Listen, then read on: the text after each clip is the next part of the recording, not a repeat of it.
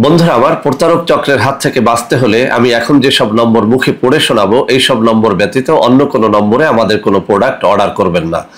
01825554466, 01825554455, 01788746430, 09647450450। আসসালামু আলাইকুম রহমতুল্লাহি ওয়া বারাকাতুহু। বিসমিল্লাহির রহমানির রহিম। আলহামদুলিল্লাহি রাব্বিল আলামিন ওয়াল আকিবাতু লিল মুত্তাকিন। আসসালাতু ওয়াসসালামু আলা নাবিয়্যিহি মুহাম্মাদিন ওয়া আলিহি ওয়া আসহাবিহি আজমাইন। আম্মা বাদ। সম্মানিত দিনদার ভাই বোনেরা, আজ আমি আপনাদের সামনে অত্যন্ত গুরুত্বপূর্ণ একটা ভিডিও নিয়ে হাজির হয়েছি। আজকে যে বিষয়টি নিয়ে আমি কথা বলবো সেটি অত্যন্ত গুরুত্বপূর্ণ। আমার অনেক বন্ধুরা, অনেক মা বোন, ভাই বোন একটা প্রশ্ন করেছেন যে স্যার, এই মেথি অনেক উপকারী একটা বস্তু, কিন্তু আমরা যখন এটি খেতে চাই আমাদের অনেক বন্ধুরা এটি খেতে বারণ করে থাকেন। তারা বলে থাকেন যে মেথি খেলে কিডনি নষ্ট হয়ে যায়। বন্ধুরা আমার, আমি এরকম অনেক বন্ধুকে প্রশ্ন করেছি যে আপনাকে যিনি বলেছেন যে মেথি খেলে কিডনি নষ্ট হয়ে যায় তিনি কি কোনো ডাক্তার? তখন বড় কষ্ট লাগে যে অ্যান্সারটা আমি শুনি। তারা বলে যে না, ডাক্তার না, বলেছে কি আমার খালায় বলেছে, বলেছে কি আমার মামায় বলেছে, বলেছে কি আমার চাচাতো ভাই বলেছে। আশ্চর্য একটা বিষয়। এই মেথি সম্পর্কে আল্লাহ রসুল সাল্লাল্লাহু আলাইহি ওয়াসাল্লাম বলেছেন, এই মেথিকে আরবিতে বলা হয় হিলবা।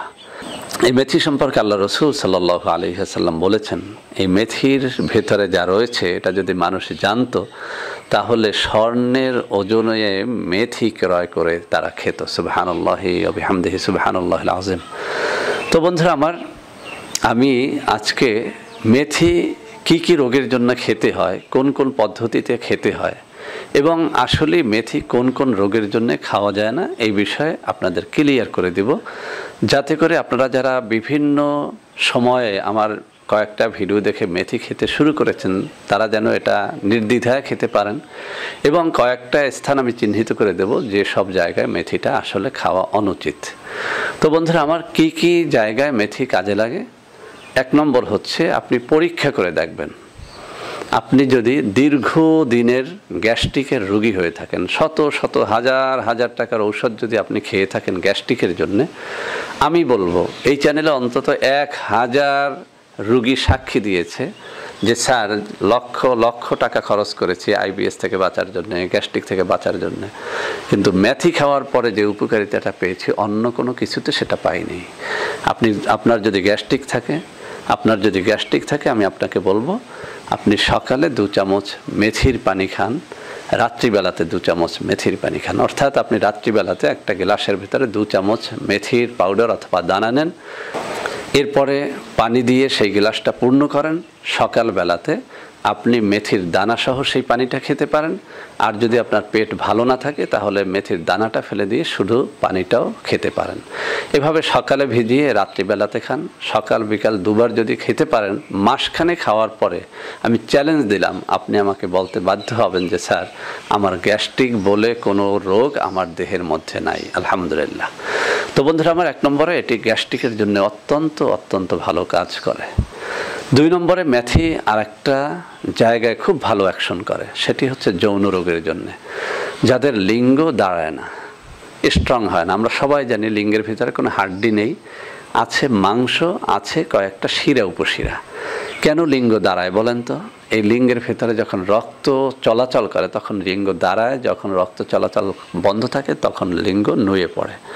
তো এই রক্ত সঞ্চালনটা বাড়ায় আমাদের দেহে একটা হরমোন আছে যার নাম হচ্ছে সেক্স হরমোন, অথবা ডাক্তারি পরিভাষায় আমরা যেটাকে বলি টেস্টোস্টেরন। এই টেস্টোস্টেরনটা মেথি প্রত্যেকটা যুবকের মধ্যে বাড়িয়ে দেয়। একটা আশ্চর্যান্বিত বিষয় হচ্ছে, প্রত্যেকটা নারী এবং পুরুষের দেহের ভিতরে সেক্স হরমোন অর্থাৎ টেস্টোস্টেরন রয়েছে, কিন্তু আল্লাহ রাব্বুল আলামিনের কি কুদরত, নারীর বয়স যখন 35-এর উপরে যায় তখন তার টেস্টোস্টেরন বাড়তে থাকে, তার যৌন ক্ষমতা বাড়তে থাকে।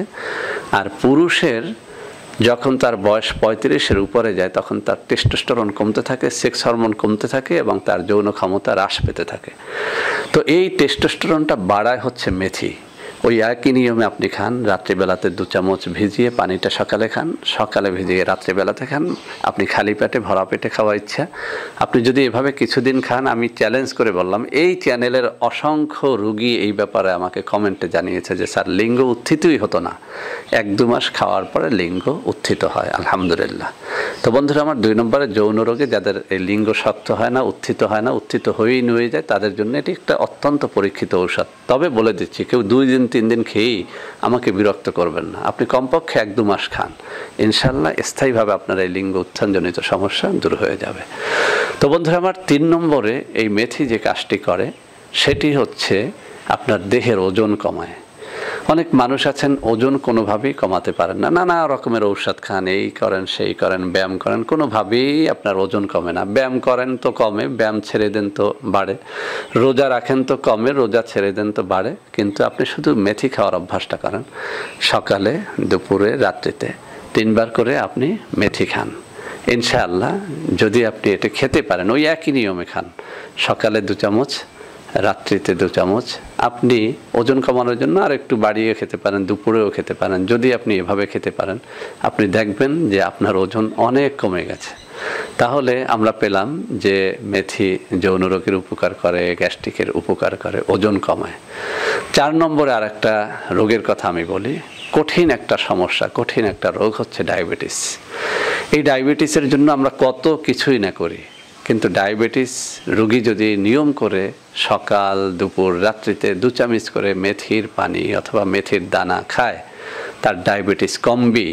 আপনাদের যাদের ডায়াবেটিস রয়েছে আপনারা একটুখানি পরীক্ষা করে দেখেন, রাত্রিতে 2 চামচ খান, দুপুরে খান, সকালে খান। পেট ভালো থাকলে দানাসহ পানিটা খান, পেট ভালো না থাকলে শুধু পানিটা খান। আপনি 1 মাস খেয়ে এরপরে একটুখানি পরীক্ষা করেন, আমার মুখের কথা না, এটি স্বাস্থ্যবিজ্ঞানের কথা, পরীক্ষিত কথা। দেখবেন যে আপনার ডায়াবেটিসটা অনেক কমে গেছে, অনেকটা নিয়ন্ত্রণের মধ্যে চলে এসেছে। তো বন্ধুরা আমার বেশ কয়েকটা রোগের কথা আমরা জানলাম।